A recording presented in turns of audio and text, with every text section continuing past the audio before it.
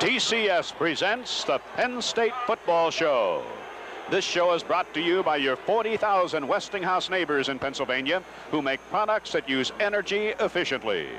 And by Budweiser, the king of beers. When you say Budweiser, you've said it all.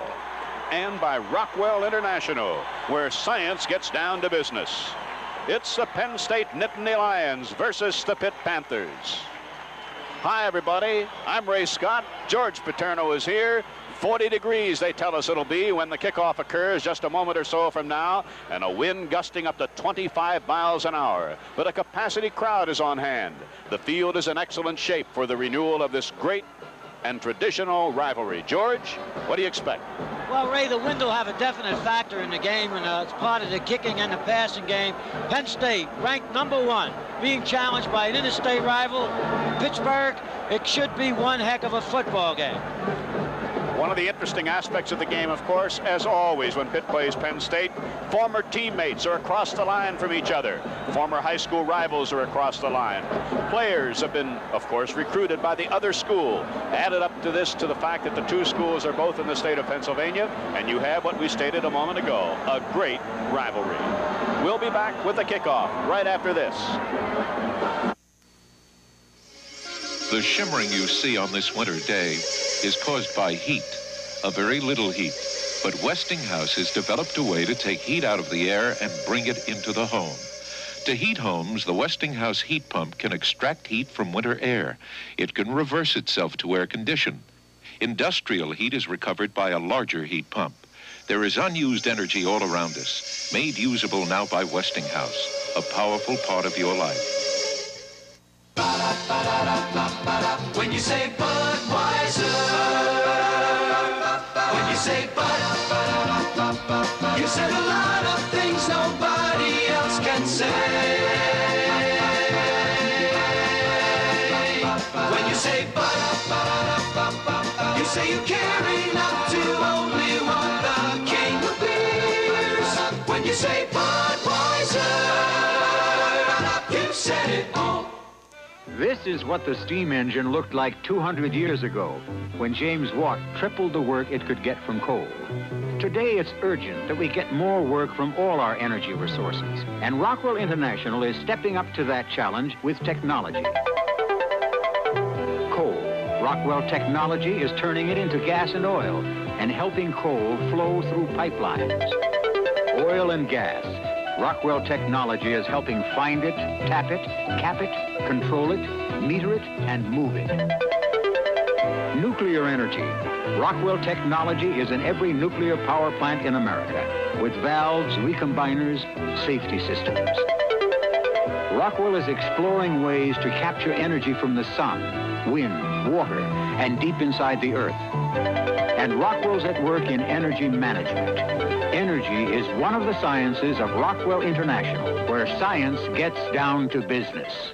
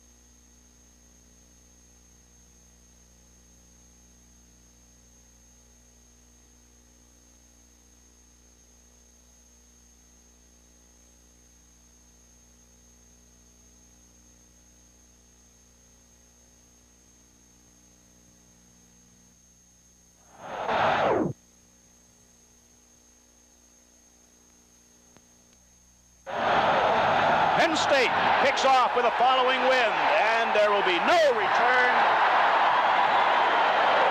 And on the touchback, Pitt will have to go into a wind that is gusting up to 25 miles per hour.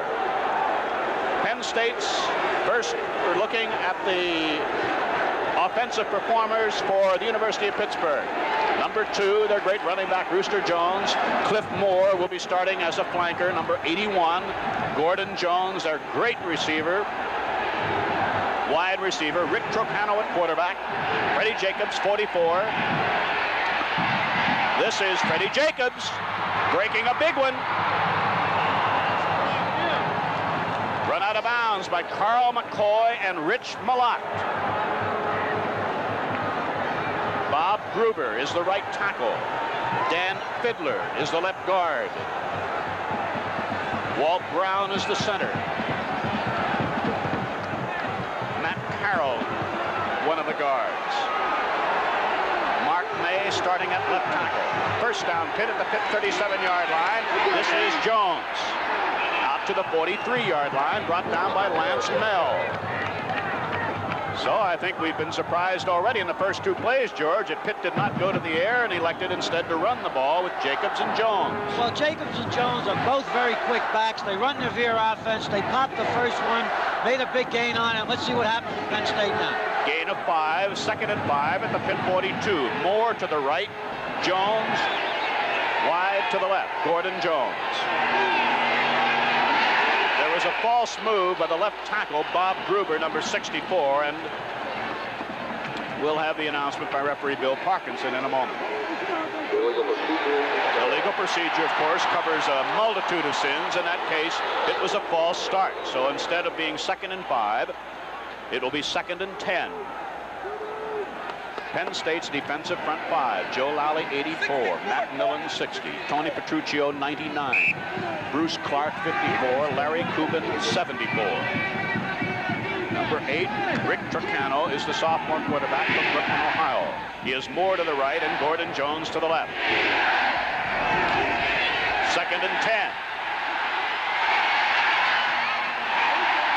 He tried to hit his tight end and great receiver, senior Steve Gostad of New Cumberland. Incomplete. It'll be 3rd and a little more than 10. The linebackers for Penn State are Lance Mell, 56, Paul Suey, 65, the defensive captain. At the corners, Mike Gilsonen, 37, Carl McCoy, number 21. Rich Malott, number 28, plays that hero position, or strong safety. And Pete Harris, number 27, is the free safety. 3 wide receivers on 3rd and 10.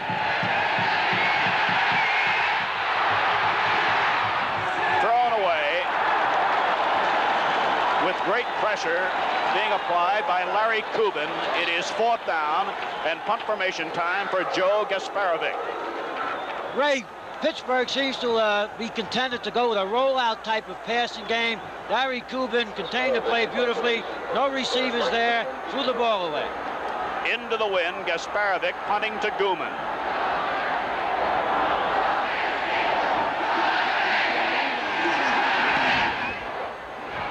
Fair catch at the Penn State 38-yard line. Good position for the Penn State offense. Chuck Fusina starts at quarterback. Booker Moore at tailback.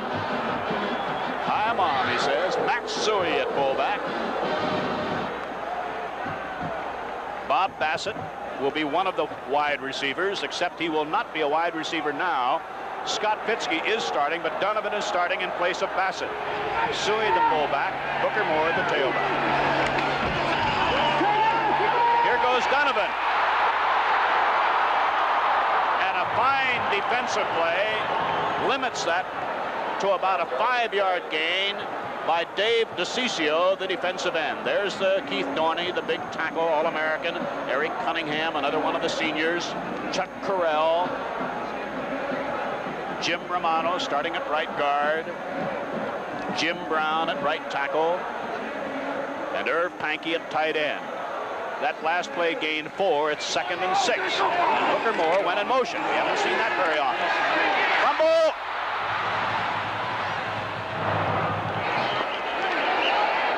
Keith Dorney was around the ball, but let's see who has it. It looks like Pitt's ball, Ray. No. Keith Dorney. All right, they put a man in motion, trying to flood the right side. Chuck Fusina wants to put the ball away, run, hits his own hip. A dive for the ball, comes up blue for Penn State. 1 yard. 3rd and 5, Penn State 43. Gooman at tailback, number 24. He's in a slot to the left now.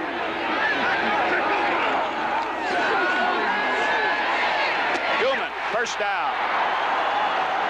Out of bounds at midfield. Ray, Penn State shifted their tight end from one side to the other. It seems that they're trying to go against where Hugh Green is. Hugh Green's a great defensive end, and they want to go the other way. There was a penalty flag down on the play. Chuck Fusina talking with one of the officials, another official making an explanation to Jackie Sherrill, the head coach at Pitt. The infraction was against Pitt. Pass interference. It's a first down at midfield for Penn State. Penn State first down. Well, we know Joe Paterno's coming out with some new formations. Going to play a wide open game today. We've already seen the tailback in motion, which we have not seen so far this year. I don't believe we have. On the penalty, the ball is moved to the Pitt 48-yard line. Fitzke and Donovan are wide to the right.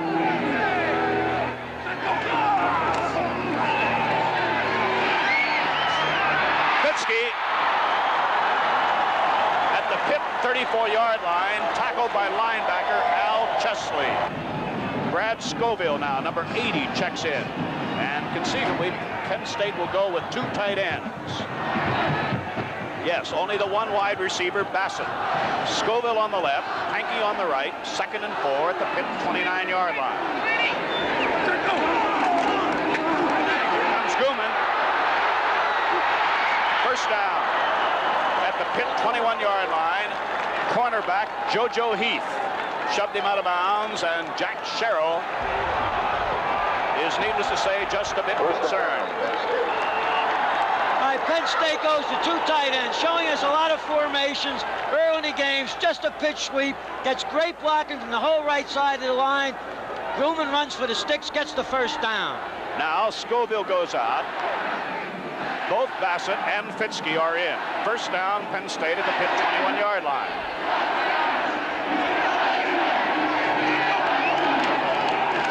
Fumble.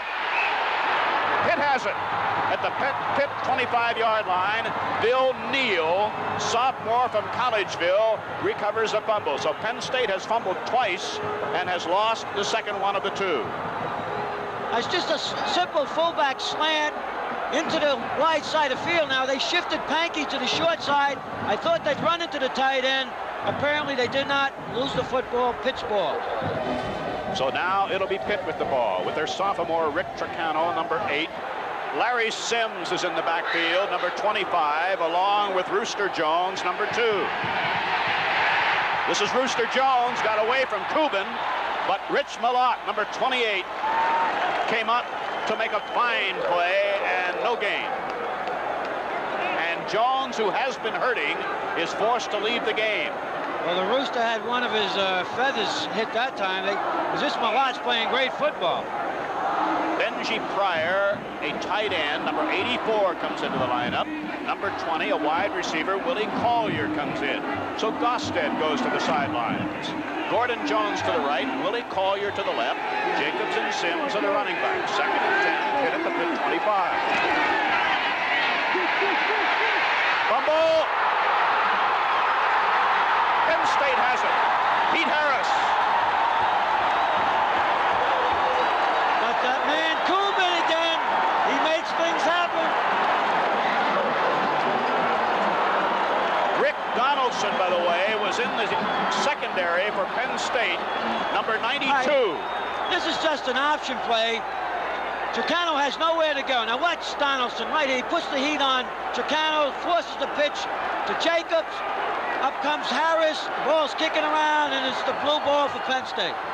Booker Moore on first down carries from the 19 to the 16.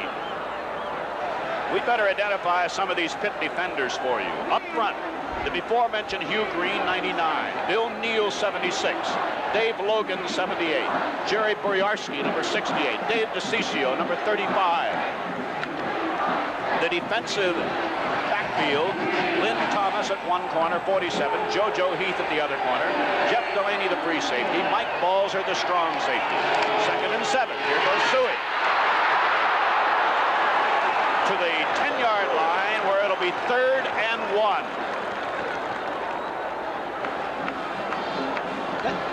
That time, this is a slant play. Well done. 2 receivers to the left side, 2 wide receivers. The linebacker moves out, run a fullback slant right into the vacated area, and it's 1 yard to go for the first down. Pitt puts in an additional lineman, Jim Covert, number 98. It is 3rd and 1 at the Pitt 9. Suey. He is down to the 9-yard line. Now, whether he has a first down by inches or misses by inches remains to be seen. Well, Ray, if they go on forward motion, I think he got it, but there's going to be a measurement. So with 9:35 to go in a scoreless first quarter, we have the first measurement of the game, and it's at the Pitt 9-yard line.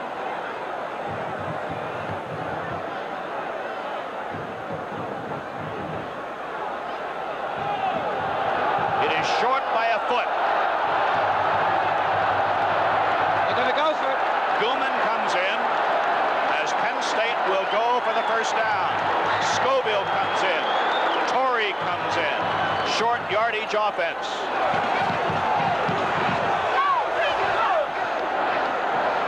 Penn State has a 4th and 1 foot at the Pitt 9-yard line. Torrey in motion. They do not get it. JoJo Heath, Al Chesley make a big play, and Pitt holds on 4th down. That was a great defensive effort by the Pittsburgh Panthers. They put Torrey in motion from a 2 tight end wing-back situation.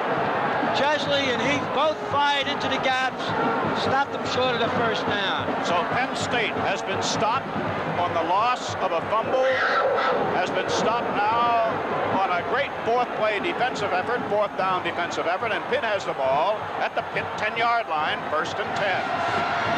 Tricano fumbles. Penn State has it. Oh, the hitting is fierce. Wow. Rick Donaldson comes up with the football.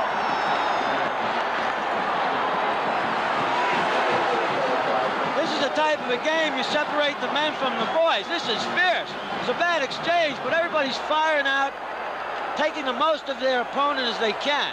Now, Penn State has another opportunity. They must get some points early in the game with the wind at their back. Bassett to the left, 2 tight ends, Booker Moore at tailback, and this is Booker Moore. And he gets about 1 yard, and oh, this Pitt defense is something else. Well, Ray, led by junior linebacker Jeff Pelusi of Youngstown, Ohio. Ray, Joe has to put the ball in the air. He's got the wind at his back. He's got to throw it a little bit. And they got a penalty. I think it's going to go against Pitt. A face mask penalty against Pitt. Very costly. The ball goes half the distance to the goal line, to the 7-yard line. With the automatic first down.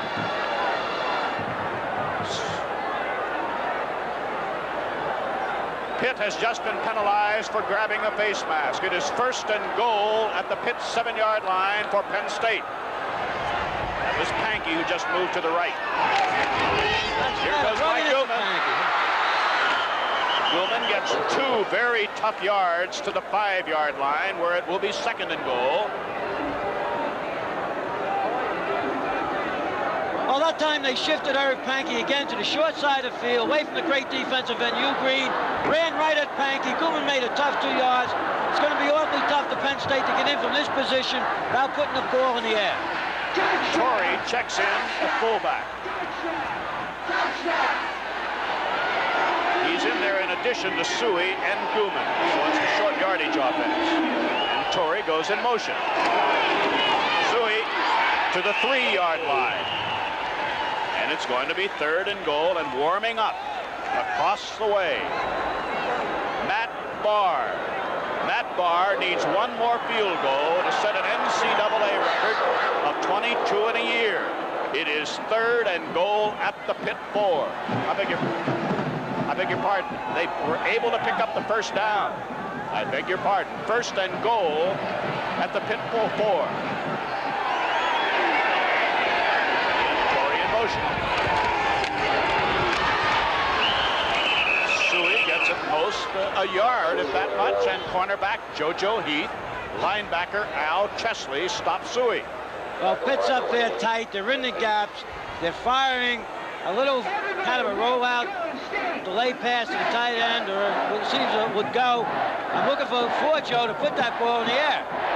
Now Penn State is going to go away from the short yardage offense. They have the wide receivers back in. Fitzke and Bassett to the left. Third. Second and goal at the 3.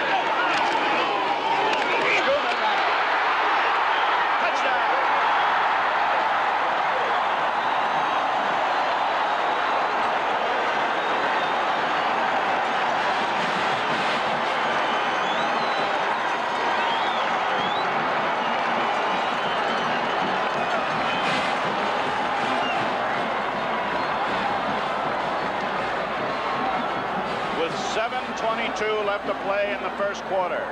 Penn State has scored. Bassett will hold for Barr.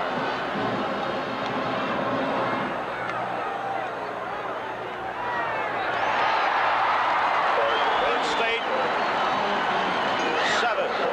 Pitt nothing. Following the Penn State touchdown, scored on a short run by Mike Gooman and an extra point by Matt Barr, the teams exchanged punts, and Pitt now has the football. We want to remind you that announcers on this telecast are contracted and paid for by Total Communication Systems. Any rebroadcast, reproduction, or other use of the accounts of this game without the express written consent of Total Communications is prohibited. Gordon Jones was in motion. Rooster Jones gets it out to the 38-yard line for 3 yards. Ray Rooster Jones, sophomore, Pascagoula, Mississippi.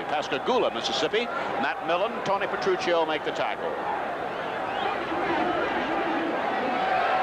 And again, the messengers are Moore and Willie Collier, number 20, who just checked in. Collier and Gordon Jones go wide right. Second down, 7, Pitt from the Pitt 37. Gordon Jones in motion. Cuban slowed down Jones. He's run out of bounds at about the line of scrimmage by Pete Harris, but Larry Cuban almost dropped Jones for a loss. Well, they're playing the option very well. They put 2 wide receivers out, run the option to that side. The slot man is coming and cracking back, hoping to pick up the man who's got pitch right here. Now, this is Harris coming up from an invert position from his safety to make the tackle, and he's doing a great job. For Pitt, 3rd and 6 at the Pitt 39-yard line. 4:16 left to play first quarter. Penn State leads 7-0. 2 wide receivers set left. There goes Gordon Jones.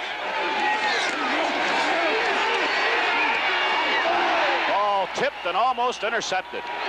Paul Suey tipped it, 4th down. Penn State's defense has held again. Absolutely superb defense. Put Jones in motion to the short side of the field, fake the option, try to dump it to him, and it must have been 4 blue jerseys in front of the football. Gasparovic to punt.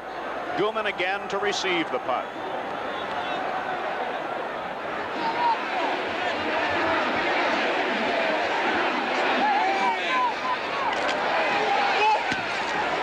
Into the wind. Out of bounds inside the Penn State 35-yard line. So Penn State will have 4 minutes and 5 seconds with a wind advantage here in the first quarter and leading Pitt by 7-0.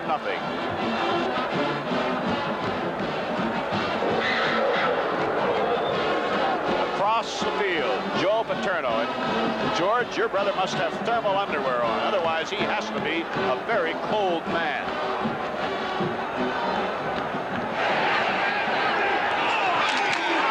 Fake to Booker Moore. Booker Moore, short gain before Jeff Delaney, the senior free safety from Upper St. Clair, made the tackle. And I'll tell you, I thought he might pick that one off. Well, Penn State was lucky then. He has all day to throw the ball. He finds the outlet, man. Couldn't find any deep receiver. I believe it's a Chesley. Gillette almost picks it off. Yep. Gain 3 yards, 2nd down 7 at the Penn State 35.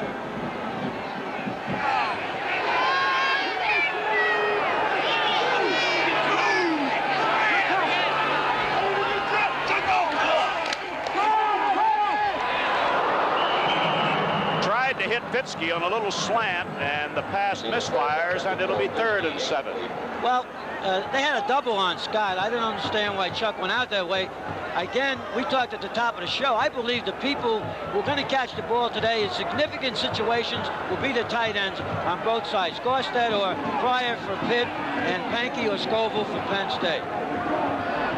Gilman replaces Booker Moore. Bassett goes left. Fitzke comes right. 3rd and 7 at the Penn State 35.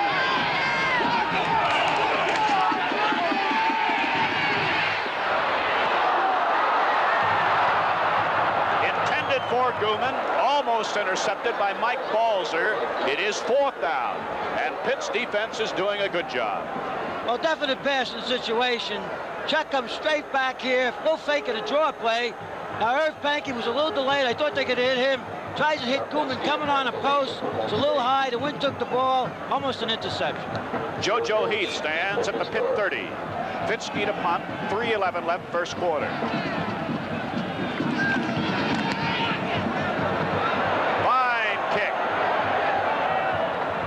Bounds at the Pitt 23-yard line. Fitzke does a good job. There was no further scoring, and the quarter ended with the score: Penn State 7, Pitt nothing. We'll be back with 2nd quarter action right after this. You'll never make another mistake when you make your drinks with Daly's Mix. Daly's Cocktail Mix, outselling all other brands. What did he say? Daly's Cocktail Mix. When you make it with Daly's, you've got it made. Daly's Cocktail Mix makes 3 different drinks. I'll never what? You'll never make another mistake when you make your drinks with Daly's Mix. Daly's Cocktail Mix, outselling all other brands.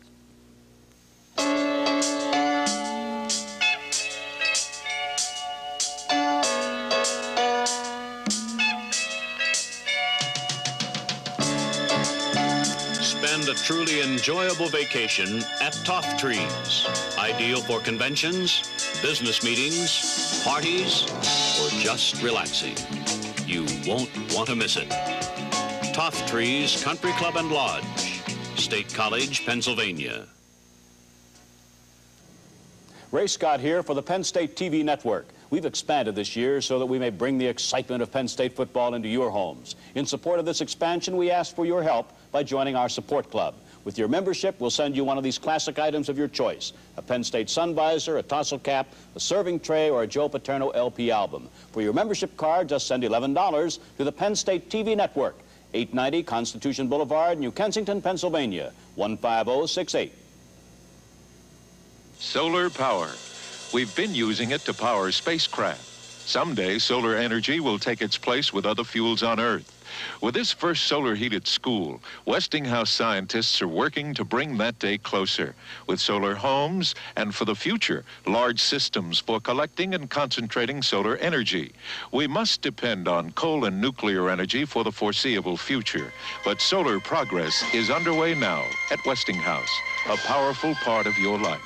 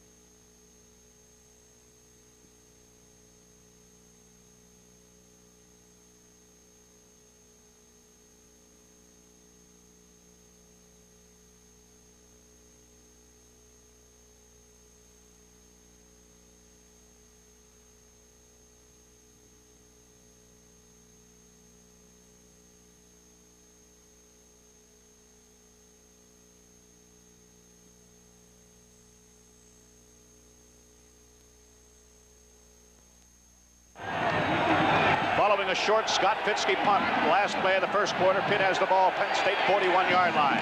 Tricano back. A screen intended for Jacobs, almost picked off by Lance Mel. Oh, what a rush. Pitt quarterback Rick Tricano was under. Both teams seem to have each other very well defensed. They didn't fool anybody. Two wide receivers. They put Garstad into a slot.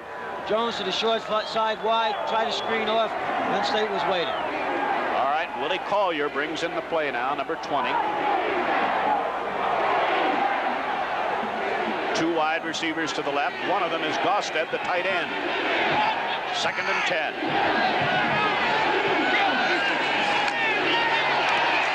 This is Freddie Jacobs. He gets about 3 yards before he runs into Mike Gilzenan and Rick Donaldson. And for Pitt, it is going to be 3rd and about almost 8 yards to go for a first down.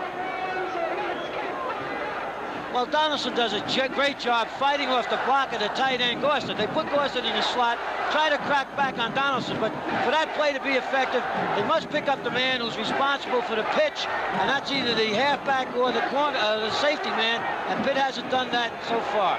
Two wide receivers to the right again, one of them Garstad. 3rd and about 8. Here comes Kubin.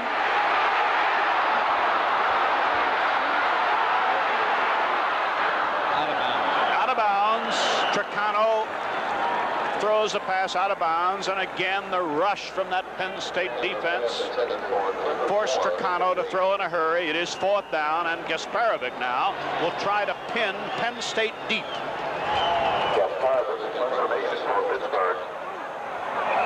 Let's see where Gasparovic aims this time. Guman and Suey are back around the Penn State 10.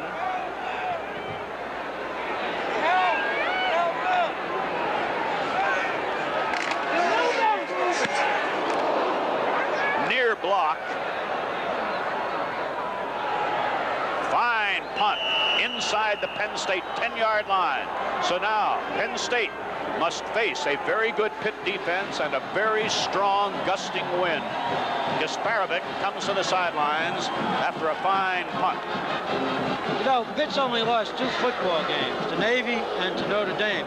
And in both those games, both the teams, to get any offense going, had to throw against them. Their defense against the running game has always been very strong. First down at the Penn State 9-yard line.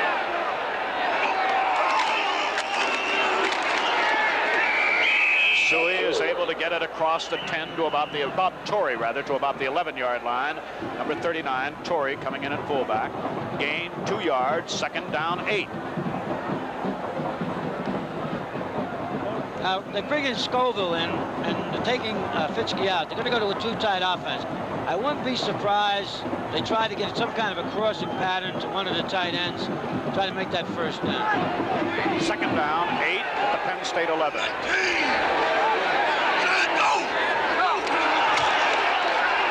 Guman, penalty flag down. Pitt may have been offside. Dave Logan, the middle guard, makes the tackle, but a penalty flag down. I don't know whether Pitt was able to get back on or not. Well, Chesley came in. Whether he got back or not, I don't know. So instead of being 2nd and 8, it is going to be 2nd and 3.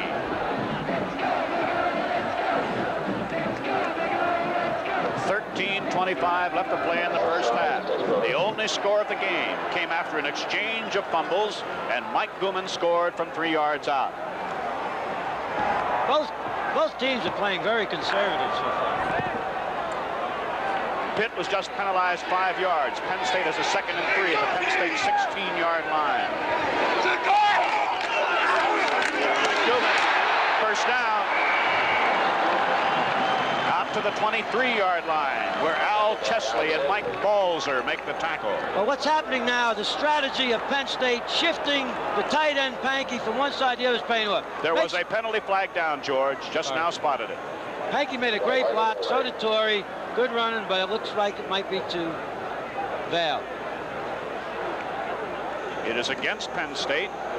The ball comes back to the 7.5-yard line. Holding. So it is Second down, 11 at the Penn State 7.5-yard line. That's a tough penalty in this type of a situation. 7-0 Penn State leading. The two wide receivers are back in. Gilman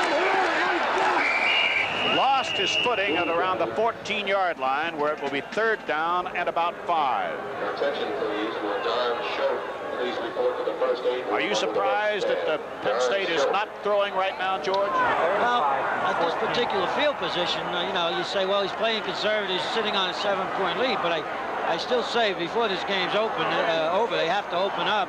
You can't just, you know, blow Pitt off the field in the trenches. They're too physical. Third and 5.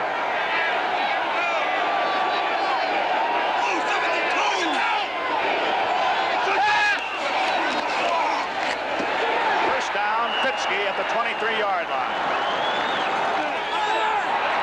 That's the best call of the day. They've been getting, anytime they put Fitzke to the short side of the field, he's getting single coverage.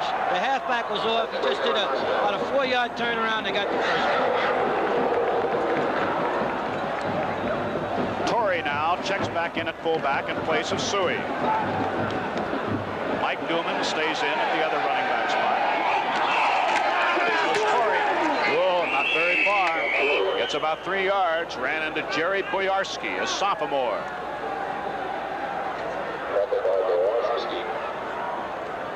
Gain of a little more than 2. Let's call it second down, 8 at the Penn State 25. Boyarsky's 260-something pounds, so you just don't blow people like that out. Again, I feel the linebackers are uptight. Little play action. Could go something over the middle. Again lines up on the left and then moves to the right. Here comes Gilman. Very short yardage, if anything. Let's see where Gilman went out of bounds. At about the 27-yard line. If so, it is going to be third down and about 6.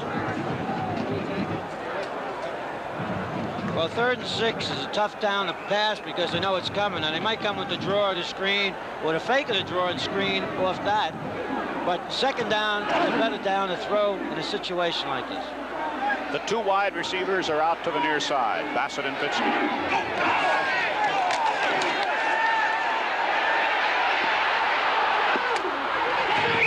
Fusina elects to hold on to the ball, loses a couple of yards, and Penn State must punt into the wind. Chesley and Hugh Green bring Fusina down out of bounds. Pitt's defense continues to be ever so tough, and JoJo Heath is back to field an expected punt from Scott Fitzke.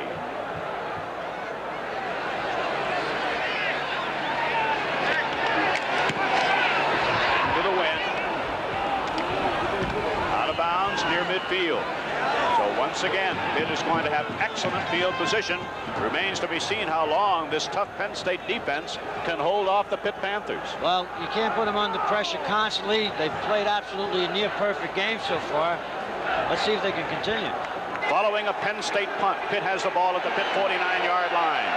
Tricano is the quarterback. Jones and Sims are the running backs. Over the middle.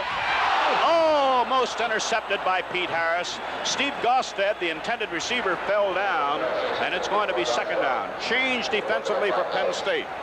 At middle guard, number 70, Greg Jones, a sophomore from Newcastle. Well, watch Pete Harris. He's leading the country in interceptions. Has 9, almost got 10. Excellent defensive play. Second and 10, Pitt at the Pitt 49. Collier to the left. Jones to the right. Gosted split to the left. Tried to hit Gordon Jones. It'll be third and 10. Well, he was open, Ray, and if he gets that ball coming across the middle like that, watch out. He is terrific. Gordon.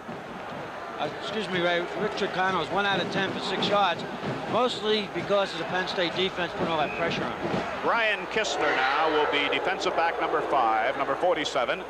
That means that Joe Lally goes out. So a 4-man defensive front now, as Pitt has a third and 10 at the Pitt 49.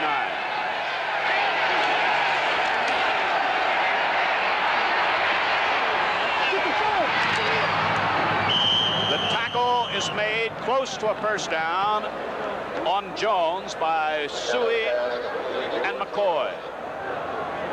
It is close enough to call for a measurement. Let's take a look at this.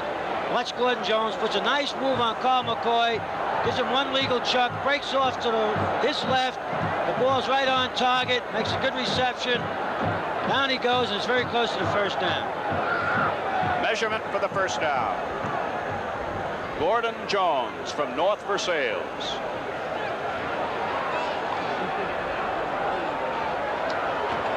It is short of a first down, so now Pitt has to make a decision.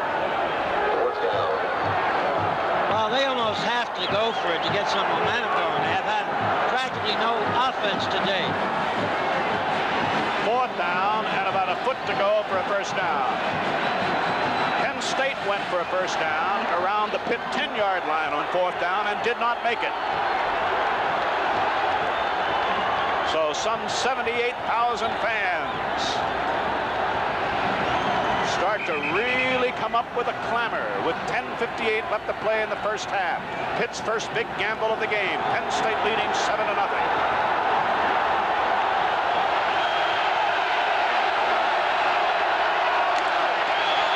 First down, Larry Sims. That's Pitt's second first down of the ball game. So first down for Pitt at the Penn State 39-yard line. Nothing fancy, just straight ahead running. Straight ahead dive. He looked for a little daylight, got his head in there, fell for the first down. Collier goes left, Gosted to the left, Jones to the right. Pitt was offside. Did Carl McCoy put a hit on Gordon Jones? That's perfectly legal. The play's still in effect. In other words, if there was an interception, Penn State could have kept the interception, even though that Gosden went offside. Offside, Pitt.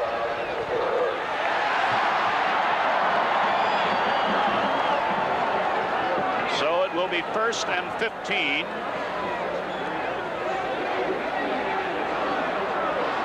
Good defensive teams can make offensive squads look poor. Both Pitt and Penn State offensively has not looked sharp so far.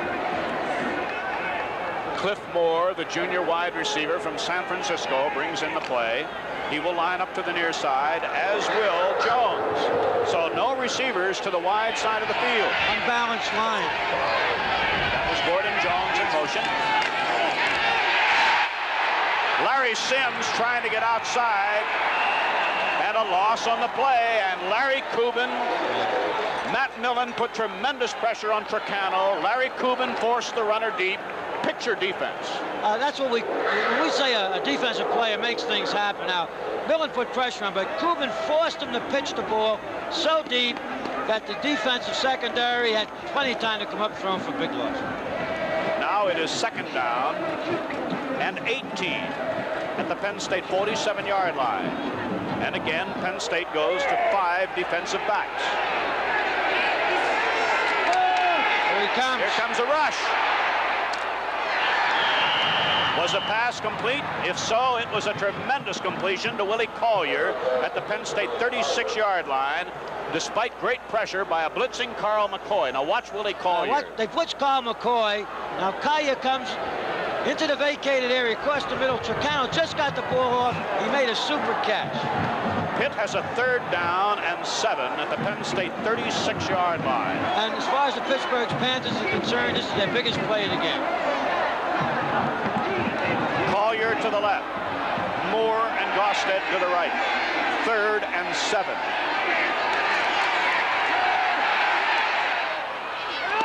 Gosted. First down inside the 20.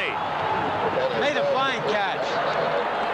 So Pitt has a big threat going here with a first down at the Penn State 18-yard line. Right. They fake the dive play. Gosden is split out 5 yards in the slot, runs directly for the sidelines. The ball is underthrown. He makes a fingertip catch off his shoe tops, runs it down the sidelines for a big first down. So Pitt at the Penn State 18-yard line. Steve Gosted.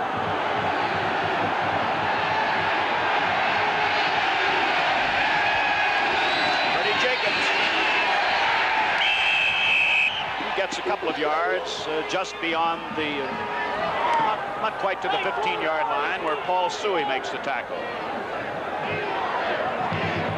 And the Penn State student section starts to chant, defense, defense. 2nd and 8 for Pitt at the Penn State 16-yard line. Just over 8 minutes to play in the first half. Collier to the left. Gordon Jones to the right. Gosted to the left.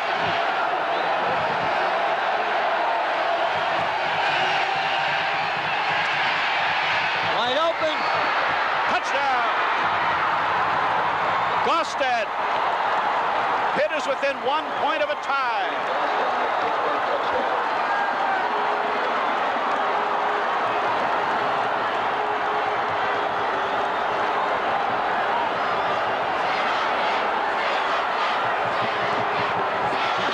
Great job getting him the football. Gosted in his slot. Goes down, fakes off to the right, Tricano. Gosted goes from the slot position, goes right to the end zone boundary line, just turns around, catches that football, and gets the score. The ball had to be perfectly thrown, and it was by Tricano. Jenner will hold as Schubert will try to tie this game.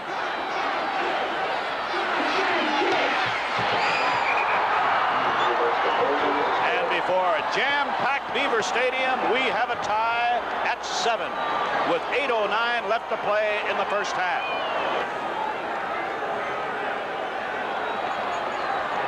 After an exchange of punts, Pitt has the football at the Pitt 26-yard line. The rival coaches, first Sherrill, now Paterno. Mix up. Greg Jones just buries. Well, they just missed the signals. Yeah. Tricano pulled out with the ball. Both teams are playing very jumpy football. It's a defensive struggle. Offensive teams are very sloppy. Loss of 2, 2nd down 12. The ball at the Pitt 24-yard line. The clock continues to run. Let's see if they try to come back to Gosted from this slot formation. He wasn't picked up over the middle last time by Donaldson. Tricano is buried again. Larry Kubin, Greg Jones, Paul Suey, no gain. 3rd and 12. Well, neither team can run the ball. That's consistently, that's for sure. Rich Malott gives way to Rick Donaldson in the defensive secondary. Now in an obvious passing situation. Let's see whether Pitt does the obvious or not.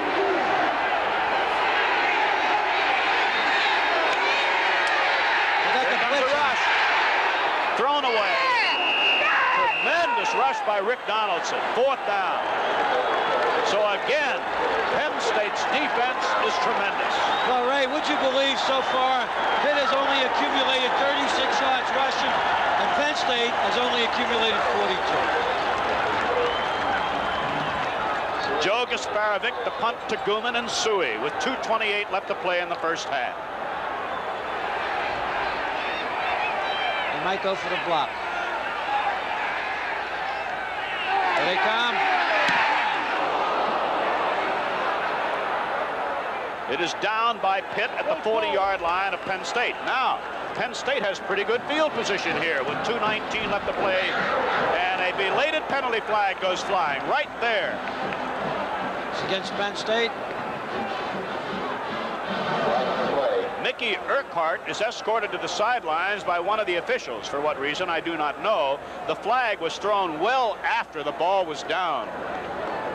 Well, you know, I'm sure Joe's going to have something to say to his team at the halftime. Great teams don't make these kind of errors. If you're going to win a big game, you want to stay on top. You can't do this. Now, this potentially takes him out of a field goal situation, as Chuck would have to take him a long ways with the wind in his face with just about a little over 2 minutes to go. So a personal foul penalty against Penn State. So instead of having good field position, Penn State's going to have relatively poor field position all the way back at the 27-yard line on a 15-yard personal foul penalty.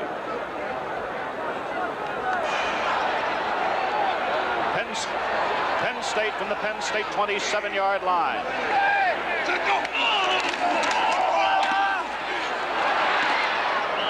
2 yards is all Suey can get on that little delay. Waiting for him, linebacker Jeff Belusi, defensive end Dave DeCiccio. Now, since that infraction occurred after the punt, it was 1st and 25. It is now 2nd and 23 from the Penn State 29-yard line. That's why they're in such a difficult position, and Joe has to be very careful. Motion.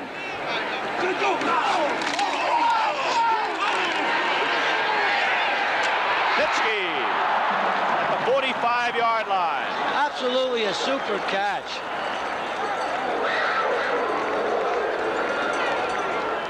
Oh, beautiful play. Fake the draw play. Hit Scott Fitzke coming down across the middle. Same play pass he caught before. Ball's thrown a little up and up to the left. Irv Pankey's in the wrong route. Almost knocks him down. 3rd down, 8 at the Penn State 45.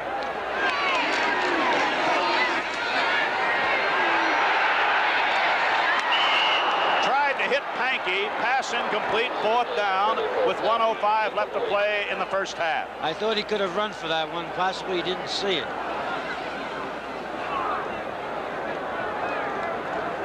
So Fitzke will punt to Heath.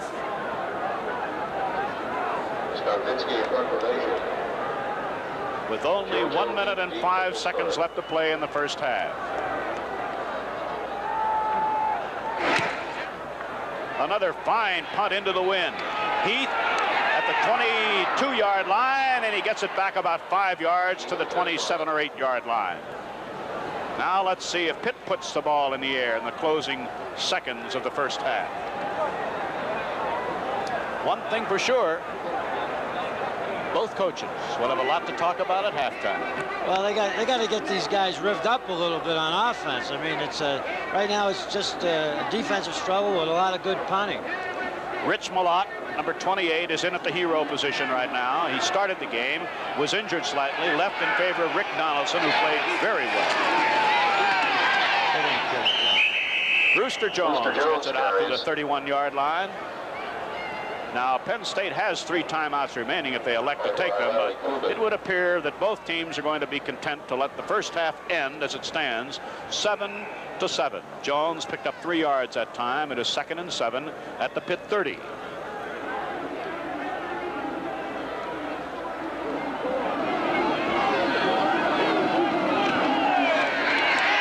Jacobs to the 35-yard line, and barring a timeout, that will be the final play of the first half. So we'll all have a chance to do a little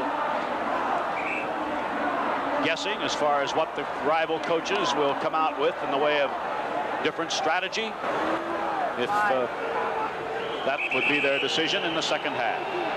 3 seconds showing on the clock, and Pitt asks for a timeout. Now that's a strange one. With 3 seconds left in the half, I did not expect that timeout to be called, quite frankly. They're going to tell Gordon Jones to run down 50 yards, turn around, we're going to throw you the ball and hope he catches it. That's the only thing I could possibly conceive of here.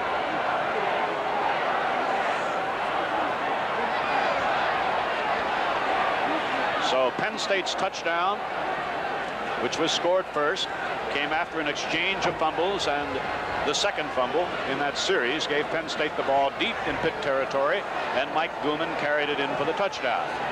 Pitt scored with the big plays being 2 passes, both from Tricano to Gosted, the tight end. The first, a fingertip catch, which moved Pitt inside the Penn State 20, and the second one was for the touchdown, as Gosted was positioned between 2 defenders, and Tricano truly threaded the needle for the touchdown pass that tied up the game. So with 3 seconds left, Pitt has the ball, 3rd down and 2 at the Pitt 35-yard line. 3 wide receivers to the right. As Tricano just going to put it up for grabs and hope for something. And Pete Harris intercepts his 10th one of the season on the final play of the first half. That's the end of the half with the score. Penn State 7, Pitt 7. We'll be back with Dean Stanley Paulson of the College of Liberal Arts and Dick Harder, Penn State's head basketball coach, right after this. Here comes the king of beers. Here comes the king. Here comes the king. Here comes the big number one. Here comes the king. Budweiser beer, the king is second to none. When you say Bud, the king is coming. Let's hear the call. When you say Bud, you said it all. When you say Bud, you said it all.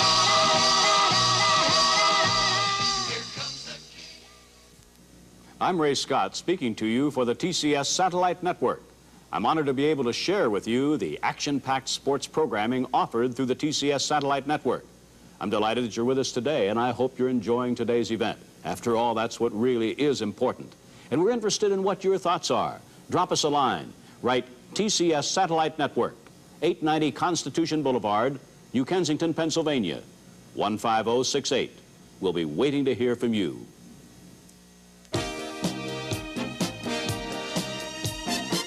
Home Box Office is your best buy for exciting sports. There's our Inside the NFL series, with your chance each week to win 2 sweepstakes tickets to Super Bowl 13.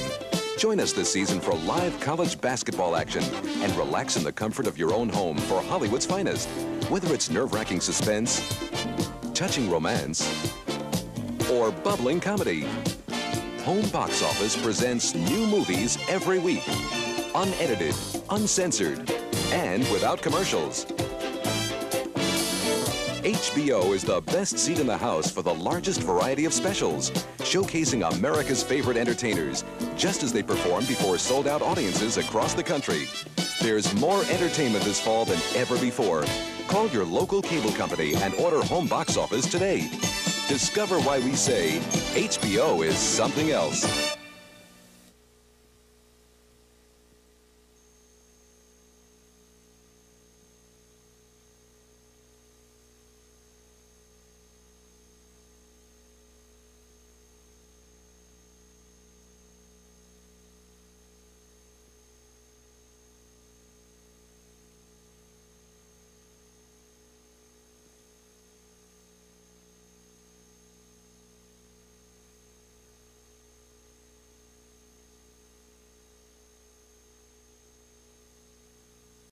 We're on campus at Penn State today in the office of the Dean of the College of Liberal Arts, Dr. Stanley Paulson. Dean Paulson, I think we might begin by talking about the liberal arts as you see them from where you sit. Most of us, I think, tend to regard the liberal arts as a bit ivory towerish and something that prepares people basically for the ministry and perhaps the legal profession. But that's not the whole picture, is it? Well, no, it isn't. If ivory tower means that, in effect, we are concerned about the past and our cultural heritage, then, of course, we are continuing to do that because we believe unless we really understand where we have come from, we're likely to repeat its mistakes. But liberal arts is doing a great many things today that are very different from previously. One might think of the professor formerly as maybe someone with a green eye shade up in a dark corner of the library, turning over the dusty pages of a book. But today, I think professors are out dealing with social problems. They're out in the traffic, really, of society. And that's true of the humanities, concerned about the past, but also the values of the present. And it's true in teaching as well as in research. We know, of course, that one of the major concerns of young people today and of their parents is whether or not the kinds of education they're getting are going to get them a job. What do you say to liberal arts students about the job possibilities? Well, we know that's a genuine concern of parents. Since I have 2 that are in college, I understand that very well. We believe, however, that in the past and in the present, the kind of education which enables a student to communicate effectively, to be able to develop and expound his ideas, to defend them, that enables him to analyze problems, that enables him to detect shabby reasoning, that enables him to react to other people, to be sensitive to them and respond to them, are values really which are going to be very important for the jobs. They're not going to guarantee people a job, and we couldn't do that. And that's true really of most areas of college education. But we believe it's a kind of investment in intellectual tools that are going to help students to get jobs, to move on to a wide range of areas. I suppose that one way to determine the success of your graduates in getting jobs is to look at what they've done. Do you actually know something about our graduates? There must be thousands of them by now. Oh, there are many thousands. And we have made a study, in fact, of about 1,000 graduates chosen as a sample. We discovered that they're in about 47 different fields. And we asked them a number of questions. But one of the things we were interested in was this question. If you were to recommend to someone going into your field, would you recommend a liberal arts major? Now, we thought many of them would perhaps say, well, you should take a more technical program, a more specialized one to fit this job. And actually, over 75% said they would recommend a liberal arts major for someone in their field.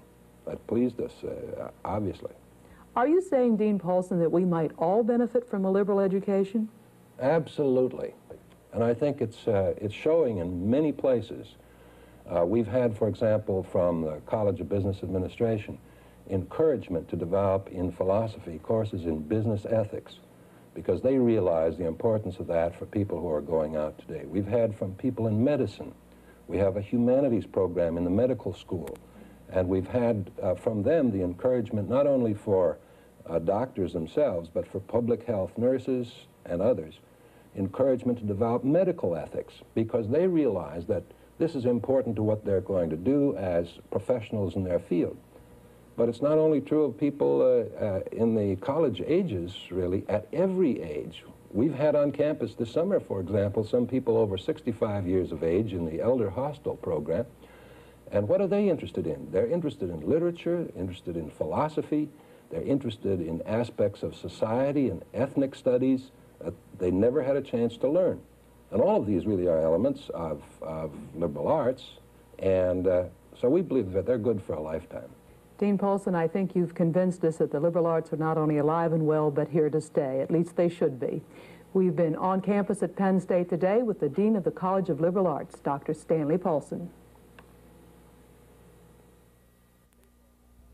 Good evening. Now, I know football is the game of the day, but we're most delighted to have as a special guest on our Penn State Sports Feature this evening, Penn State's head basketball coach by way of the University of Pennsylvania, the University of Oregon, Mr. Dick Carter. Dick, it's great to have you at Penn State. Are you glad to be here? Well, I'm very glad to be here, Fran, and looking forward to Penn State's basketball future, and looking forward to building a winning team and a team that can become a championship team. I've stopped at a couple of practices, Coach Carter, and I will say this, that you and your assistant coaches and the basketball team at Penn State are working very hard. Is that an accurate assessment? Yeah, I think we really are working hard, Fran. We've had a very good fall. We've given it all we had every day out. Our players have. They're the ones that do the hard work and do the sweating to make it go, and I've been very pleased with them so far, and I think this will continue. I don't know if we have the size, quickness, and now you're sounding like skills and to win them all, but I think we can play them all very hard, and that's our goal for this year. What about the schedule at Penn State, generally speaking, Dick? Are you satisfied with the caliber of competition that's been set up? This year it's a very difficult schedule, Fran. We would like to make some changes in it for the future. The reason it is so difficult this year is because of our tournament appearances against teams such as Louisville and North Carolina State and Indiana, and in the Dayton tournament, good teams like Tulane and Dayton and Florida State. But I think in the future we would like to play a few more home games, perhaps play 14 or 15 games in Rec Hall. But I think we need 3 or 4 games against truly excellent intersectional rivals. We've signed Alabama for a 4-year series starting in a couple of years, and I would like to add another 3 or 4 of that magnitude, and maybe we can get the proper balance between major opponents at both home and away, and then some teams that will come to Rec Hall, so we can give the students a chance to see a full slate of basketball rather than only being there for some 9 or 10 days. Speaking of students in town and people, have you noticed an acceptance and enthusiasm here in Little State College, Pennsylvania, about Penn State basketball? Well, I think I have, and I think that the students are very anxious to see what's going to happen with this new basketball program, and I hope we can build that enthusiasm as the year goes on, and sometimes it's difficult to do when you're not winning all your games, and we don't project to win all of them, but I hope our style of play will keep people interested, and I hope they'll form a real affection for our players and the way they're trying to be a very tough basketball team, and if that sustains us and builds interest this year, then our recruiting and takes us the next step in the years ahead. Coach Harder, it's been my pleasure to be associated with you a relatively short space of time. May I personally say what a delight it's been. I'm really looking forward to Penn State basketball, as I'm sure you Penn Staters are. Thank you for joining us. Thank you, Fran. I've enjoyed it. And thank you for joining us. Good night, everybody. Pitt has elected to kick off and take the following win. Trout will kick off. Delaney holds. Donaldson, Suey, and Coles are deep for Penn State. Score tied at 7. Good kick. Coles will not run it out. Tom Donovan obviously had instructions and went over and told the freshman, don't run it out. So Penn State will start from the Penn State 20 into a wind that is gusting up to the vicinity of about 25 miles an hour. This is the kickoff right here.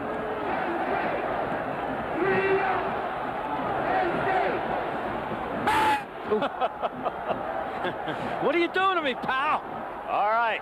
Penn State has the ball, 1st and 10, Penn State 20. Fitzke and Donovan will be the wide receivers. Husina the quarterback, Suey at fullback, Gooman the tailback.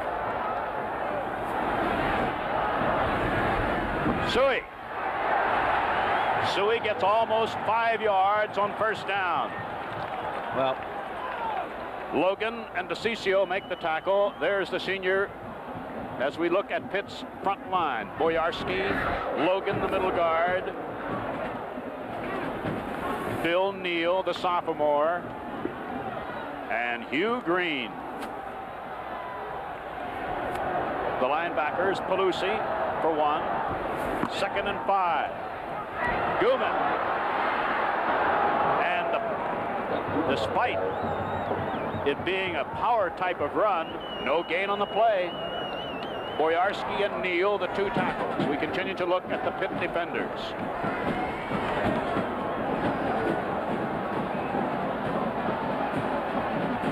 Jeff Delaney, senior. 3rd and 5, Penn State from the Penn State 25. Pass it in motion.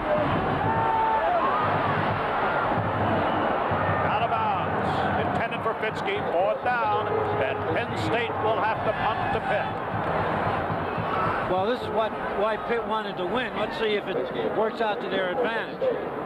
Now, actually, the best punting that Fitzke did in the 1st half was into the wind. JoJo Heath, the junior defensive back from Menneson, Pennsylvania, back at the Pitt 40-yard line. Fair catch at the 47-yard line by Willie Marsh, a senior defensive back. Now the Penn State defenders, Kubik and Clark and Greg Jones and Matt Millen and Joe Lally. Petruccio is starting in the middle instead of Jones now, as Pitt has the ball for the first time in the 2nd half at the Pitt 48-yard line. 3 wide receivers again. And Lance Mell wraps up Fred Jacobs after a gain of a yard to the 49, 2nd down 9. Paul Suey, the captain and senior linebacker. Lance Mell, the junior from Belair, Ohio. Rich Malott playing the hero position. Mike Gilzenon at the 1 defensive halfback spot. Carl McCoy at the other. Pete Harris, the free safety. This is Fricano, brought down short of a 1st down by Tony Petruccio. Well, Petruccio made a great play. He got him down by the shirt, or else he was going to bust that for the 1st down and more. 3rd down, 4 at the Penn State 46-yard line. In with the play comes Cliff Moore. Everybody get up, come on, we got to get the team going. Come on. Wide left, both Moore and Gordon Jones.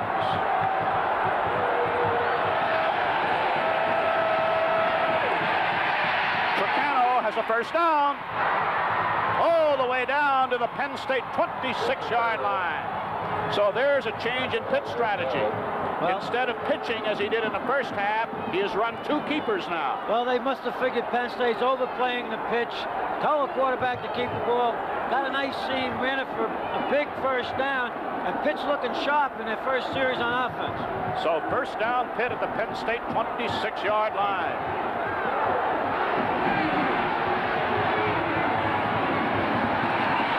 Petruccio, before the snap, broke across the line. How many penalties did Penn State pick up in the first half? About 6, 5? 5. This was their 6th penalty. You know, it's a sign of a jumpy team. Well, Pitt also had 5 penalties in the first half. Let's see what we have. Illegal procedure. So, both teams, so we'll do it again. It's still 1st and 10 at the 26-yard line of Penn State. It's a type of a game. The big play, the 1 or 2 big plays will be the deciding factor. Gordon Jones is off to the left. Both Gosted and Moore to the right. This is Jones. And that, I believe, was Paul Suey got an arm out, or Lance Mell, perhaps, one of the linebackers. And boy, did that prevent a big gain. Well, they ran a quick draw, and the Rooster had running room, and he almost broke it. It was a shoestring tackle. 2nd down, 7 at the Pitt 23. 11:50 to play, 3rd quarter, 7-7. Collier left, Moore right.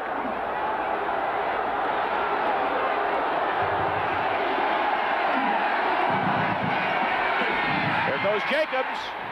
He has a first down inside the 15-yard line before Suey and McCoy make the tackle. And Pitt is definitely on the move. I believe he called an audible that time. They're looking for the vacated spot over the guard and tackle. They're running a straight handoff, and the back is running for daylight. So Pitt, first down at the Penn State 14-yard line.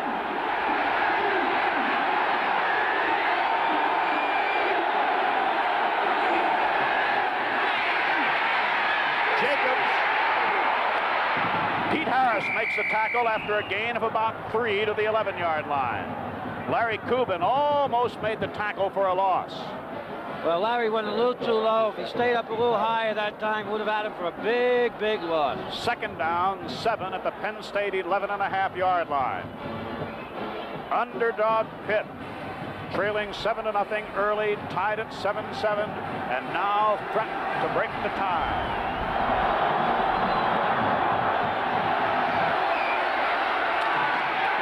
No gain.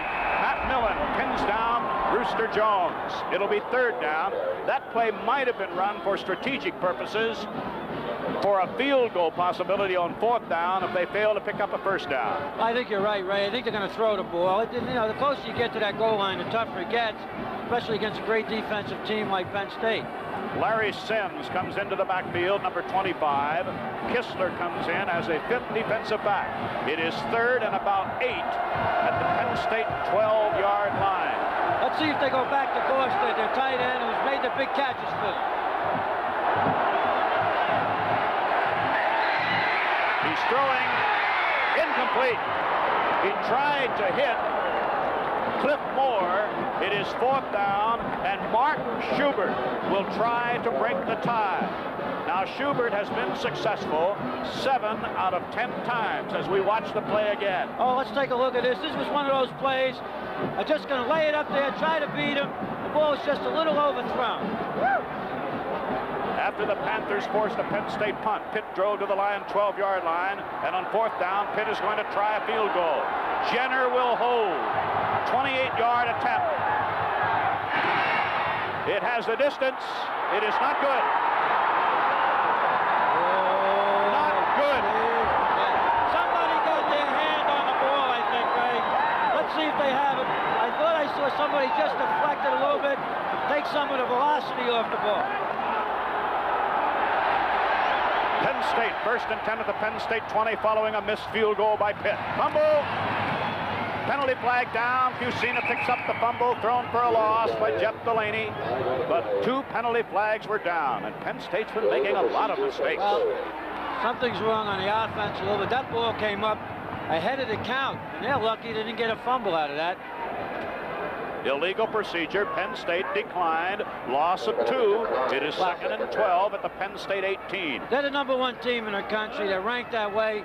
They better start playing that way. And the challenge is right in front of them. They've done it before. Let's see if they can do it again and come back in the second half. A lot of time left in the third quarter. 9 minutes and 46 seconds.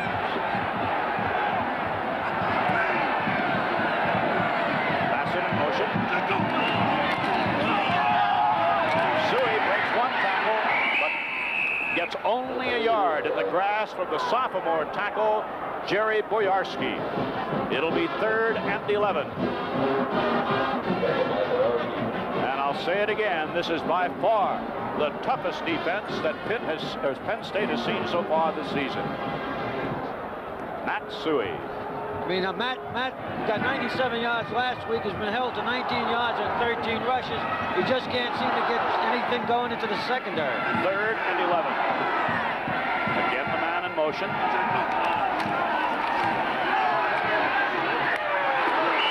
Intercepted by Dave DeCiccio, and Pitt has another great opportunity at the Penn State 29-yard line. Fusina is intercepted by DeCiccio. Well, DeCiccio dropped off. He's an end, combination of end linebacker. Let's take a look at it. They go to the short side of the field, fake the ball to Goulman here on play action. Actually, it's double coverage. DeCiccio's in front, halfback's behind, never had a chance. Again now, the pressure switches to the Penn State defense. Pitt first down at the Penn State 29-yard line. Tricano on first down. Fine play by Rich Malott. He tried to hit Gosted. Did Tricano? Incomplete. Well, that's the play they hit Gosted for the big first down, closing out the first half prior to the touchdown. Now, Rich Malott, one more step, and he's gone all the way. 2nd and 10 for Pitt at the Penn State 29-yard line. Gilson in the one defensive halfback. Carl McCoy the other. Pete Harris the free safety. Rich Malott the hero. 2nd down, 10 Pitt.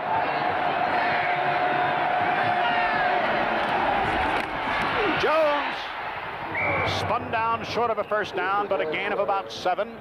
Before McCoy and Mel make the tackle, Pitt will have a 3rd and 3 at the Penn State 22-yard line.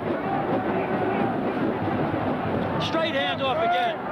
This time they find, here's Petruccio trying to come over. He's a little late. McMillan went a little far out to his right, opened up a seam. Pitt made a nice game. 3rd and 3.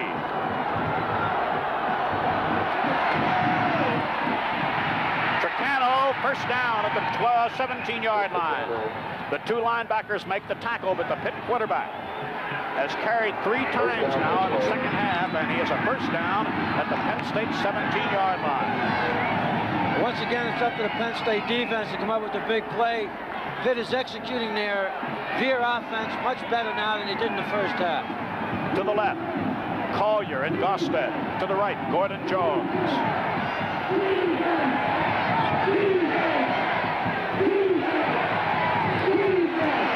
This is Jacobs and a penalty flag down. No game. It's going to be holding, I think, Ray. Gilson and Mel made the defensive play, but let's see what we have in the way of a penalty. Illegal motion. Illegal motion. Tricano will have a wide receiver, 2 to the left and 1 to the right. Again, he has his tight end split out. Here comes the rush. Kubin, Millen. Tremendous pressure. Pass incomplete. It will be 2nd down and 15. Well, Penn State is so much more effective when they put that pressure on, when they put that rush on. Even if they don't sack the quarterback, he doesn't have time to throw the ball. 2nd down, 15. The ball at the Penn State 23. Time left third quarter, 7:52. Pitt has already threatened to break a 7-7 tie in the third quarter, but missed a field goal.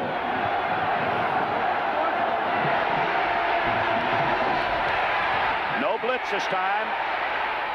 Pass complete to Jones. Gets away from 1. Good gain on the play, about 10 yards. It is going to be 3rd and about 5 at around the Penn State 12 or 13-yard line, where Mike Gilson makes the tackle. That's an excellent call. He almost got the first down. Third, 5.5 yards away from a first down. Lowley is taken out. Kistler, the 5th defensive back, comes in. Big play right here. Third and 5.5. They'll run the option. Here comes Tricano. Nowhere to go. No, 1 yard, that's all. Larry Kubin, Lance Mell make the play, and Schubert is going to try again to break this tie with a field goal. Well, at that time, they gave us 2 wide receivers to the wide side of the field, hoping Penn State would anticipate pass, ran the option, but Larry Kubin was there. Jenner will hold for a 27-yard attempt by Mark Schubert. He has the distance, and this time he's on target. And Pitt has the lead. 6:32 left to play in the third quarter. The underdog Panthers take the lead by 10-7. This drive started at the Penn State 20-yard line following the Pitt field goal. Pitt kicked into the end zone, and Penn State now has moved 38 yards. Third down 1, Pitt 43-yard line. Penn State will have the advantage of the following wind in the fourth period. 2 tight ends are in the game.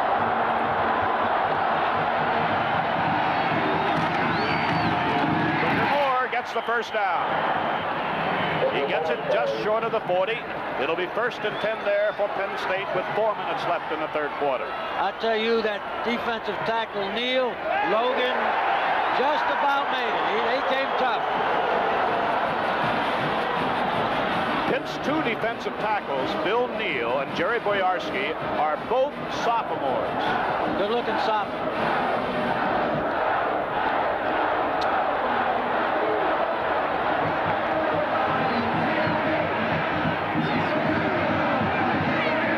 State again uses a man in motion. Bassett this time. There goes Booker Moore. Oh, is he running? About 6 or 7 yards this time, inside the Pitt 35-yard line. Absolutely a great surge from the right side of the line. Keith Dorney, Eric Cunningham. But when putting that man in motion and having the safety or a linebacker move away with him and then running against the grain, against the motion, they're finding big holes. It is second down. 3.5 yards away from a first down. Only about 3 minutes now remaining in the third period. 10-7, Pitt leading.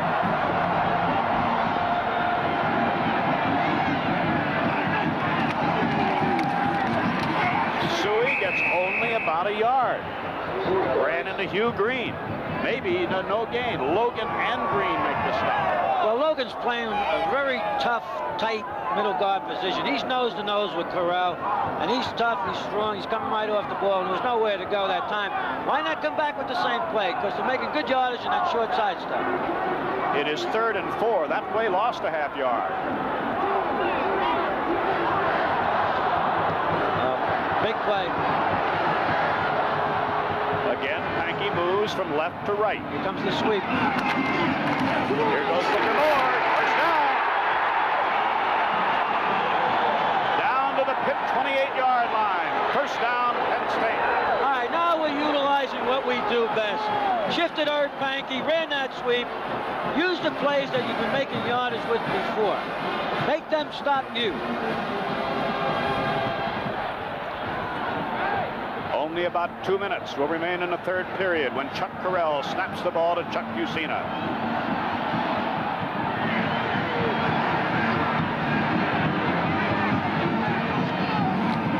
On first down, and Fusina falls down. And a loss on the play of about 9 yards, and oh, that could be a big loss. Well, it hurt, but I think he might have been sacked anyhow. He got a lot of pressure coming from the defensive end to Sikio. It is now second down and 18 at the Pitt 35-yard line. It's a great position to run a screen. Absolutely great. They haven't shown too many screens today.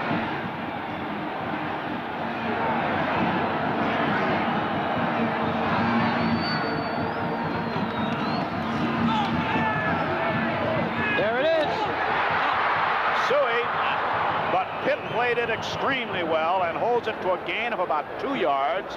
Jeff Pelusi and Hugh Green, two members of this truly outstanding Pitt defense, limit it to a 2-yard gain, and now it is a critical 3rd and 16 at the Pitt 33-yard line with only 50 seconds left in the third quarter.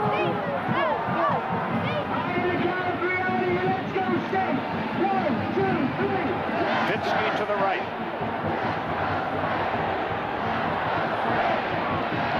Donovan motion to the right.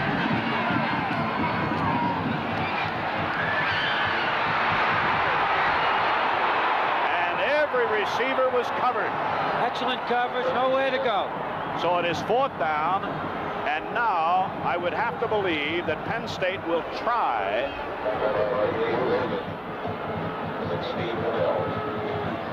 The clock stops with 16 seconds left in the quarter. Pitt here asks for a timeout so that Fitzke will have to punt into the wind. JoJo Heath back around the Pitt 11-yard line. Let's see if Fitzke aims for the out of bounds or tries to hang it high.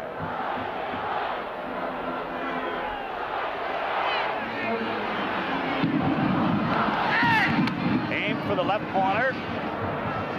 And out of bounds around the 11-yard line. So Pitt will have the ball at its own 11 with only 9 seconds left to play in the third quarter. And now an opportunity for the Penn State defense to come up with a big play. And you can bet they'll be coming and coming tough, hoping to force a turnover. The ball is spotted between the Pitt 11 and 12-yard line. Rooster Jones and Larry Sims will be the Pitt running backs. Rick Tricano has gone all the way at quarterback. 3 wide receivers. About 4 or 5 yards for Jones before Mel makes the tackle at the 15-yard line. And that was the final play of the third quarter. The end of the quarter, the score. Pitt 10, Penn State 7. We'll be back right after this.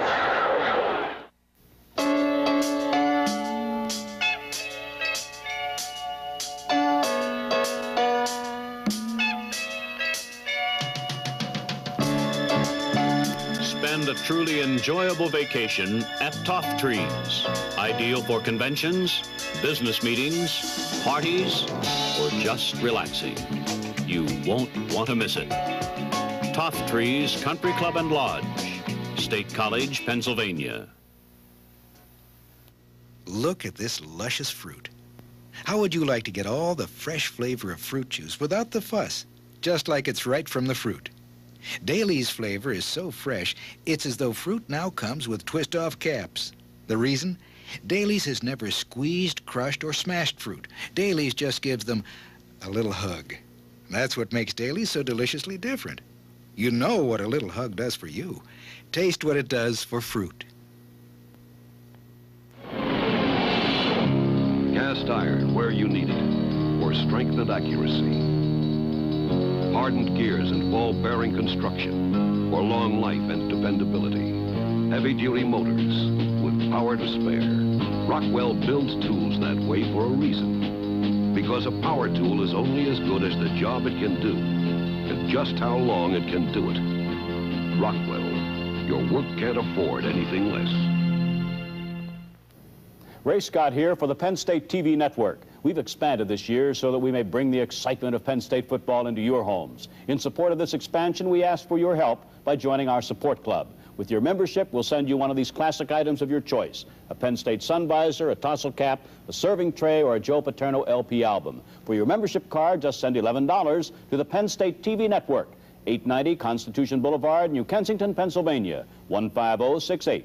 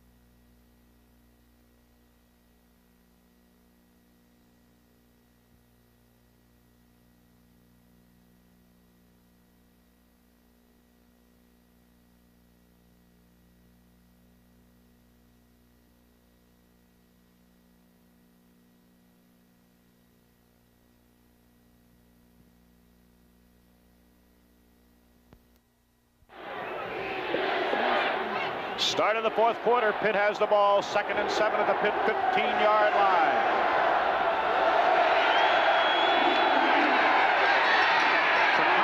Gives straight ahead to Jones. He gets only a yard or so before he ran into Larry Kubin.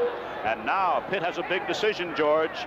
3rd down, 6 at the Pitt 16-yard line. Well, it's Pitt's turn now to make a big play, because if they don't make it, they'll have to kick the ball into the wind. Penn State's going to come up with pretty good field position. Let's see what they do. Let's see if they have to gamble and put the ball in the air. The decision has been made by the coaching staff. The play was sent in. 3 wide receivers, including the tight end, Gosted, to the right.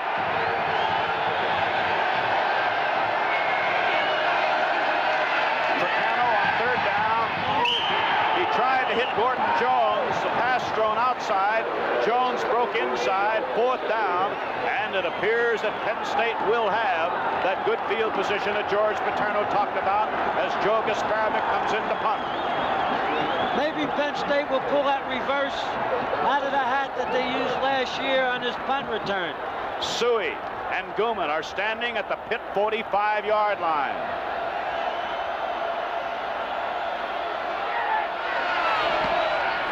Short punt. Fair catch, Gooman at the Pitt 42. Great field position now. Penn State has everything going in its favor right now in the way of excellent field position. And the crowd knows it.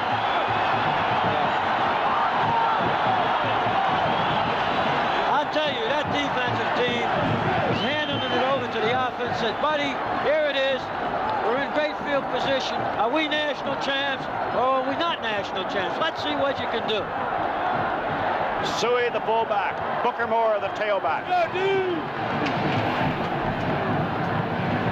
No man in motion this time. Here goes Booker Moore.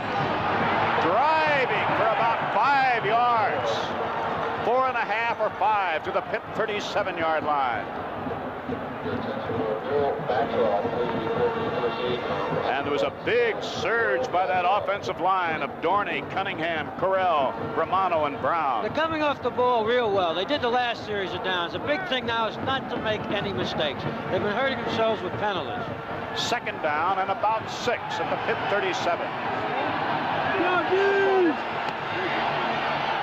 The man in motion this time. Booker Moore gets it to the 34-yard line. It's going to be 3rd and 3. Jeff Delaney out of the secondary makes the tackle.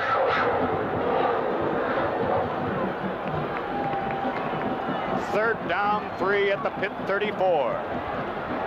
Dunham is replaced by Bassett, who brings in the play.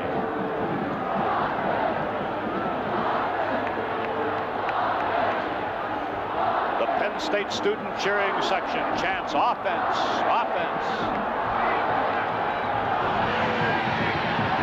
There's that maneuver, the tight end lining up on the one side, moving to the other. That sweep again. Booker Moore. He has it very close to a first down at the 31-yard line. I think he has it. If they mark the ball where they... Al Chesley made the tackle. I think it's a first down. Right, what happened that time, Pittsburgh realized that every time they shift Pankey over, they ran the sweep. The end, Ezekiel came real hard, actually took himself out of play. Moore saw that, took a quick cut upfield, and I think he made the first down. It's very close, though. It's close enough that they would almost have to go for it. It's a first down.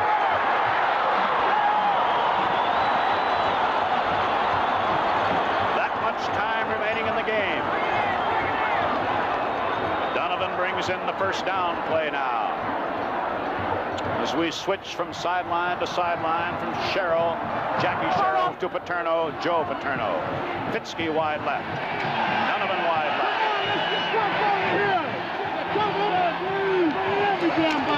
Here goes Booker Moore down to the 27 or 8-yard line. And Penn State so far, since taking the ball after a Pitt punt at the Pitt 42-yard line, has stayed strictly on the ground. Just a straight lead play up there. Everybody on Pitt's defense is kind of crunching it off to the inside. Good, tough running by Booker, but the 2 wide receivers are getting single coverage. I don't know. I'm just drooling up here. I got to believe they're going to hit him sooner or later. Second down, 7. Bassett. There goes Suey. Good. First down at the 20-yard line.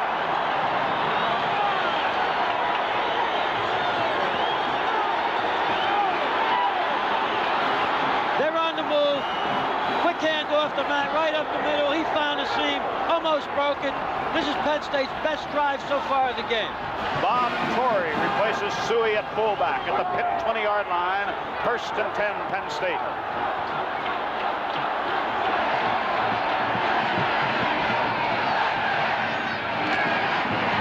Booker Moore, no gain. Fine defensive play by sophomore Bill Neal, number 76. It is going to be second and 10 at the Pitt 20.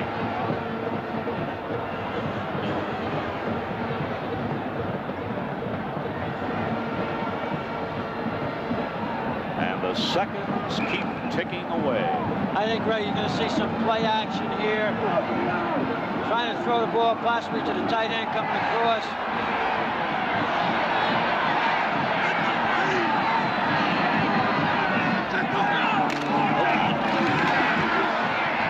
Moore gets it down to about the 16-yard line, where it is going to be third down and between 6 and 7. So here is a very, very big play coming up. Pitt makes a defensive change. Number 58, Steve Fidel, a sophomore defensive lineman, comes into the game. Penn State started at the Pitt 42-yard line, third and 7 now at the Pitt 17-yard line. Booker Moore, he does not get the first down. He moves it to the 13-yard line. It is going to be fourth down. Now, the ball is at the hash mark. And here comes Matt Barr to try and tie this game with about 10 minutes left. Well, with the time left, Ray, he has to go for the field goal here, put the pressure on Pitt to come back against the wind and try to get some points on the board. Following a Panther punt, the Lions drove to the Panther 13-yard line on fourth down. Matt Barr is in for a field goal attempt.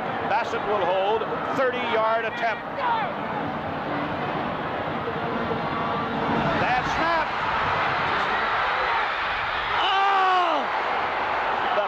Is dropped by Gooman, and Pitt takes over the football. A low snap from center. I don't know if it was planned that that be a pass play. I think it was just an ad-lib play, but for whatever, Pitt has the ball at its own 13 and still leads by 3. And if ever a team now has an emotional lift, Pitt has the emotional lift.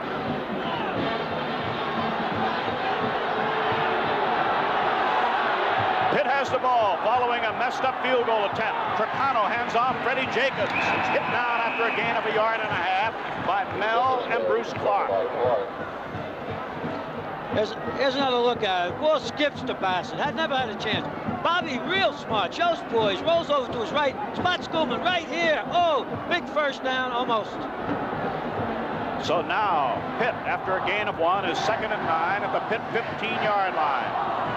Oh, State's coming tough. They're trying to get a turnover here. 3 wide receivers. Tricano is tackled behind the line by Macmillan. Lost to the 10-yard line, 11-yard line.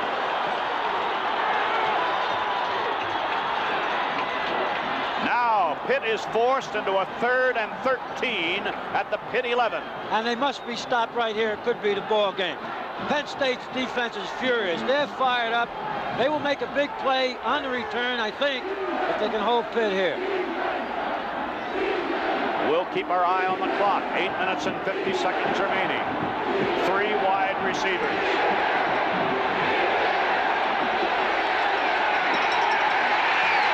Tricano gets it out to the 15-yard line. It is fourth down, and Pitt will have to give up the football. Lance Mel made the tackle on Tricano. Well, the difference is about 30 yards in about 2 minutes. Now Penn State's offense will have to take the ball. We'll see where the field position is. Should be in excellent field position once again. Gooman and Suey are deep inside Pitt territory. Gasparovic to punt from inside the Pitt 5. Oh, this has been a good football game. Very high. Matsui, fair catch. At the 40, same place at the Penn State had the ball the last time at the Pitt 42-yard line. Penn State lost a possible 3 points, but they definitely lost 2 minutes of the game that they can't get back. And I'll tell you, the way darkness is setting in, this game might be finished in darkness. I still say they got to hit a big play coming overland. Passive in motion. Fine defensive play by Dave DeCiccio. Lane gain for Booker Moore, just 1 yard at 2nd and 9 at the Pitt 41. And oh, I can't say enough about this Pitt defense. It's been absolutely tremendous.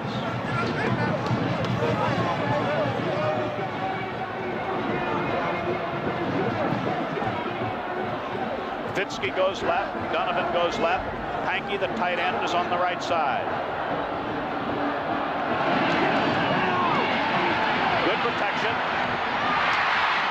Short gain to the 37-yard line. Suey is tackled by Chesley. Penn State has another critical 3rd down. It is 3rd and 5 at the Pitt 37-yard line. Oh, player of the game for Penn State. It's going to be tough today. It's going to be tough. Very, very difficult. I'm going to wait a little while. Make a decision later. Right now it's 3rd and 5. Slot back left is Booker Moore. Great catch.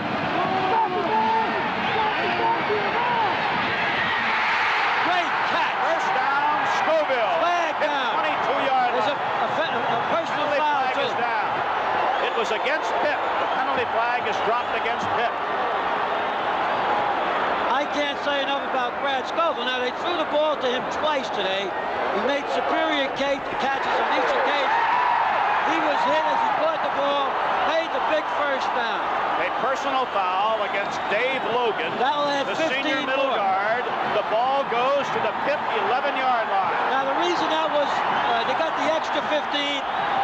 The penalty was after the play was dead. Here it is now. Let's see what happened. I'll take a look at it. Watch Logan coming off Carell's block. Right here.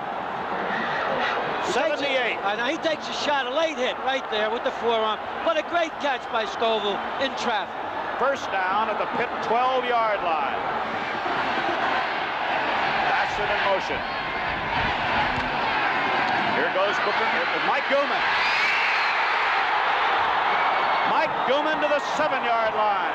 And very significantly, they can make another first down about the 3, but almost a bad exchange on that play, Ray. Almost a bad exchange. Gain from the 12 to the 6.5. It is 2nd down and 4. Time left in the game. 6 minutes, 15 seconds. 10-7 in favor of Pitt. Double tight end. 1 wide receiver. No gain for Gooman. Great play, Dave Logan, number 78. Another critical 3rd down. Well, I almost think they have to go outside. Pitt is in the gaps. Men are shooting the gaps. The submarine coming low. Something outside. Give the back a chance to cut it up inside. You can't turn the corner. 5:45 left.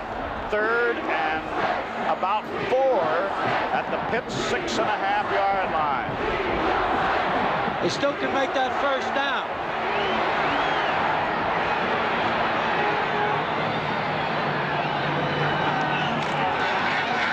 Mike Gooman. He has not reached the first down. Oh, does Penn State have a tough decision? The ball is at the 4. State, I think, has asked for a timeout. It is 4th down and about 2 yards away from a first down at the Pitt 4-yard line. Two wide receivers to the right. 4th and 2 at the Pitt 4.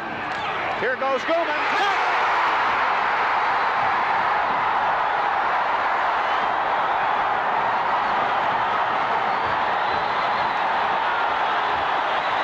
They came back with the sweep. A play that they haven't stopped all day, and that's what championship teams are made of. They took the challenge, they picked up the gauntlet, and they really took it in for the big play. Great blocking on the left side of the line.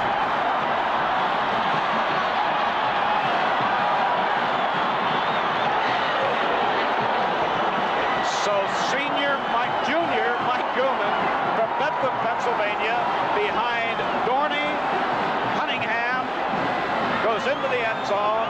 Bassett will hold for Barr.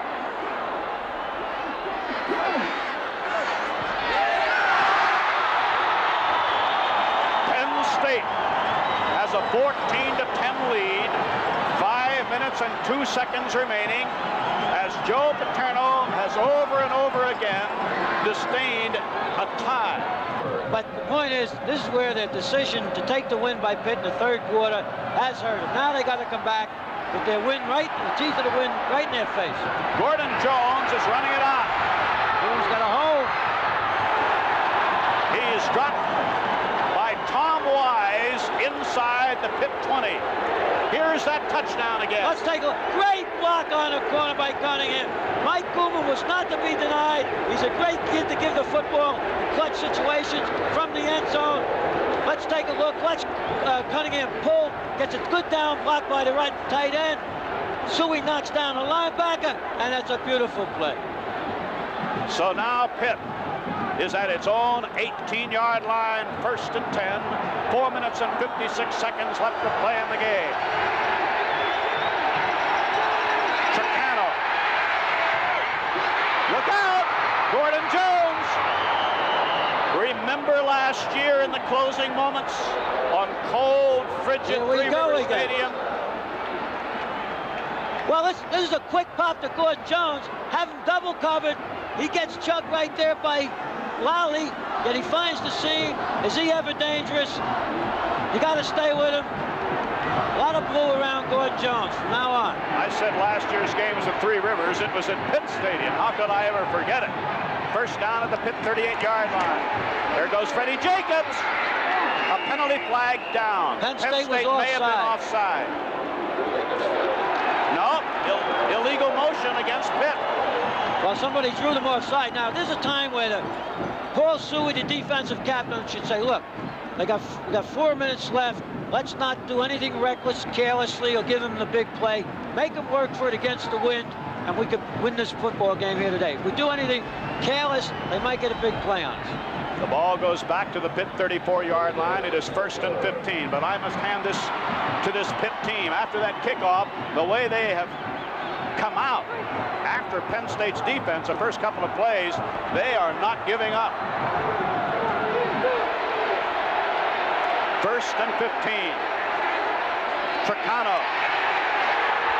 over the middle. Intercepted by Rich Malala.